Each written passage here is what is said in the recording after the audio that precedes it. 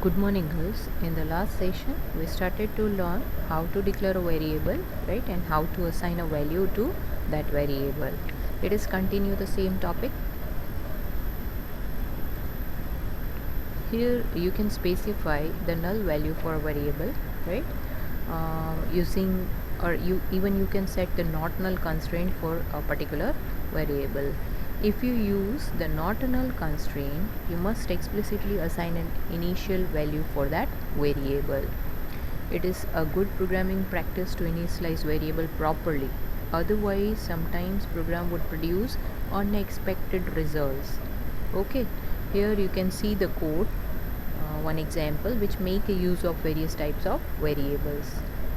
There are three variables a, b, c, which are declared as integer, right? Out of these three, two are initialized with value 10 and 20 respectively, and one variable does not have any value. There is one more variable with name f is declared and its data type is real. What we have done in the begin section, here we are doing the addition of a plus b, addition of a and b, right, and assigned a value of both the variables addition to the third variable c. Then we want to print the value of the result dbms output line value of c, and here in the next line what we have done is f equals to 70 by 3, right? 70 by 3 we want to produce a result of type real. Okay, now dbms output line f will be printed. Okay, so let us do this example. Let us execute this example in SQL window. So let us do this example in SQL window. For that, switch to SQL window, open it,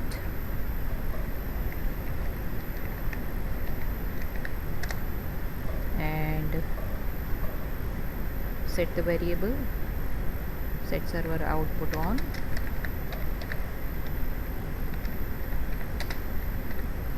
As we want to display the result on the screen, we must set this environment variable, right? Now let us take these lines one by one. First of all, we'll declare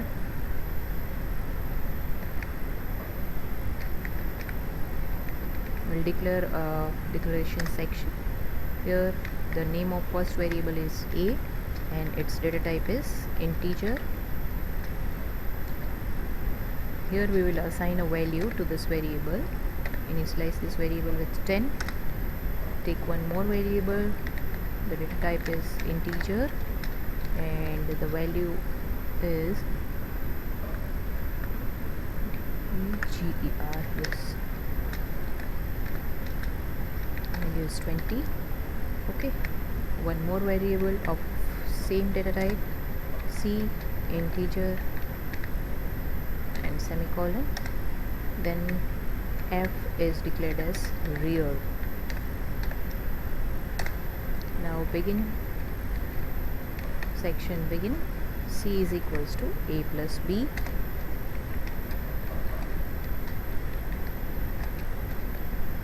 okay, c is equals to a plus b,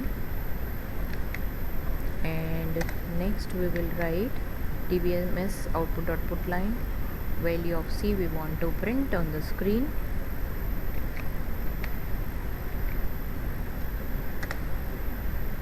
In the next line we will assign something in f. Here I want to store whatever the result will be generated by dividing 70 with 3. Okay, and we want to print the line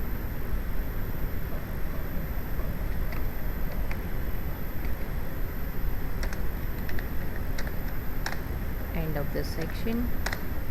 Here you can see the result. what is printed for C?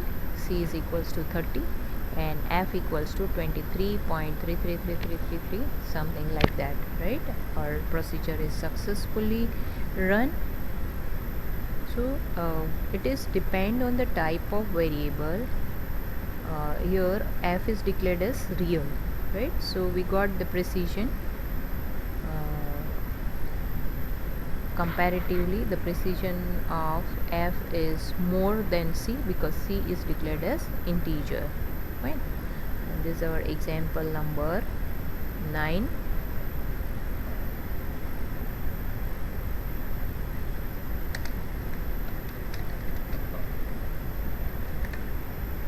As we have done up to example number 8 in last session, this is our example number 9. Okay. Now the next point is variable scope in Pls Sql. Pls Sql allows the nesting of blocks, that is, each program block may contain another inner block. If a variable is declared within an inner block, it is not accessible to the outer block, right?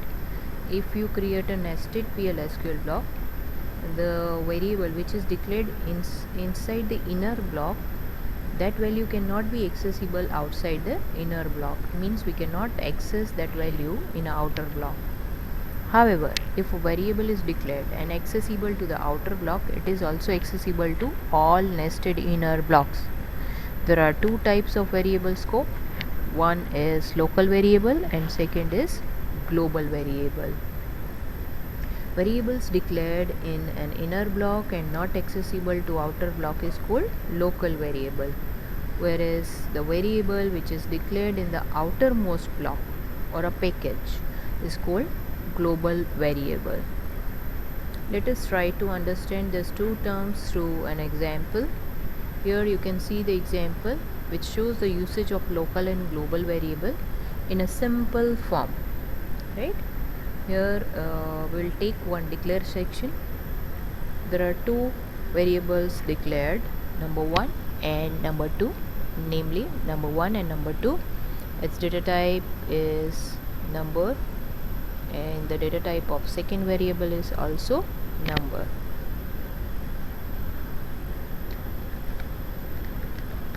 This is our example number 10.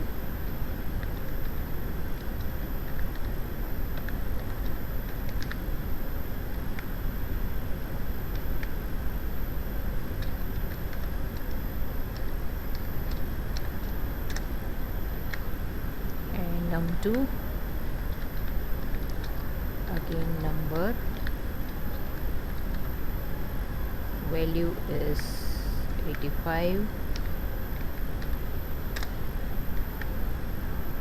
begin.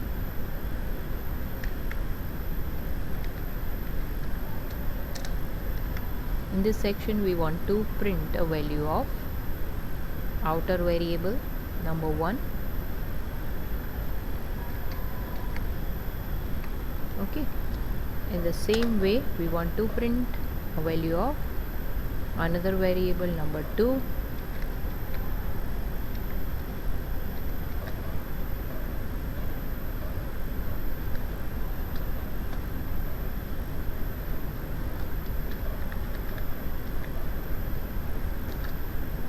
Like this.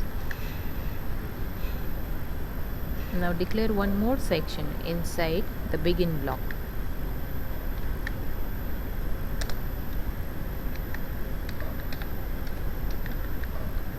Okay, this is our inner Pls Sql block, means nested Pls Sql block. Here one more time we will define the same variable with different value. Okay, these are local variables because these two variables are defined inside the nested inner block, right? Inner block. Now begin section for internal Pls Sql block. Here we will print the value of num1 and num2 one more time. But now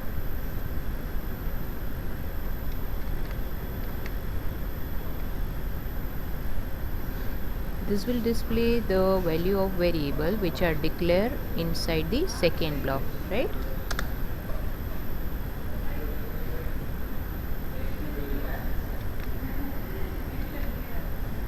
Num2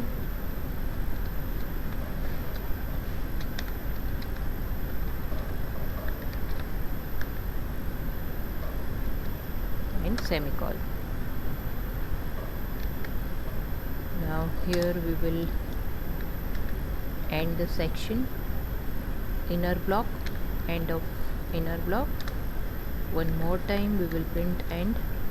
This is an end of outer block slash, and we got the values. Outer variable value of outer variable num1 is 95 and outer variable num2 is 95, right?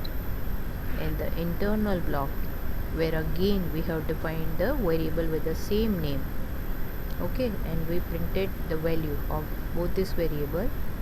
You can see num1 is 195 and num2 is 185.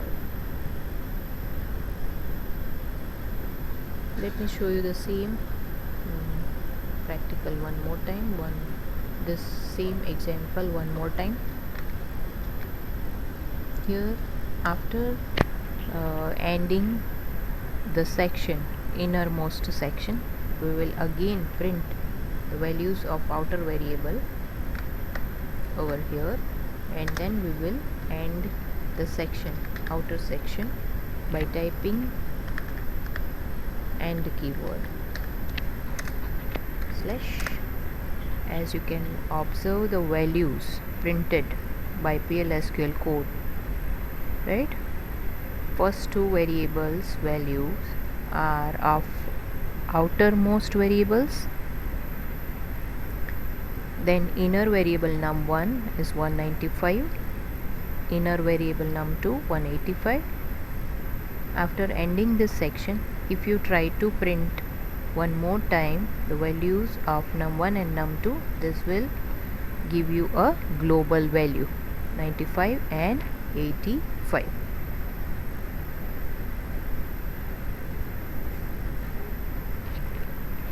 Okay, so this is the concept, global variable and local variable.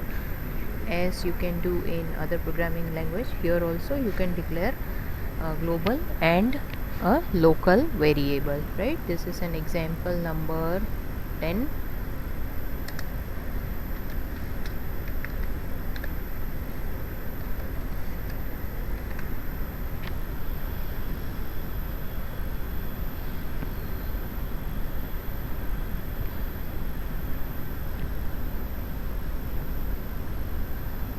Now in the next topic we'll learn how to declare a constant, right?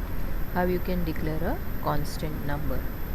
A constant is declared using the constant keyword. It requires an initial value and does not allow that value to be changed throughout your Pls Sql block. For example,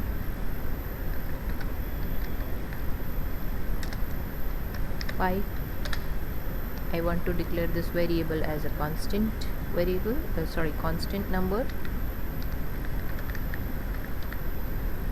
right? You must type the keyword constant after the declaration of the word pi. Then you can mention the data type like this, and you must assign a value, some value to this constant, that is 3.14159265. okay, this is a value assigned to a constant. Now begin, and I don't want to print anything, null, end of the section. We forgot to put semicolon.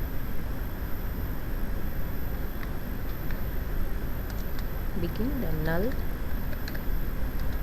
end of the section, and slash. Okay, Pls Sql procedure successfully completed.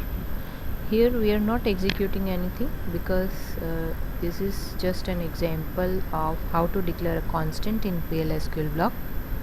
As you can see, the constant name is pi.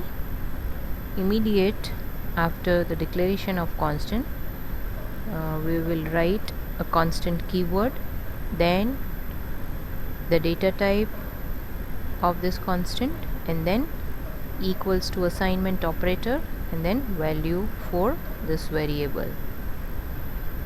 Now if you try to alter the value of this constant inside the begin block, you will not be able to change it, right, as it is declared as constant. Here you can see that it requires an initial value and does not allow that value to be changed throughout your Pls Sql block. Here we have done one example of constant, as you can see on the screen, but we will cover this example in our next session. Okay, we'll continue with the same example in our next session.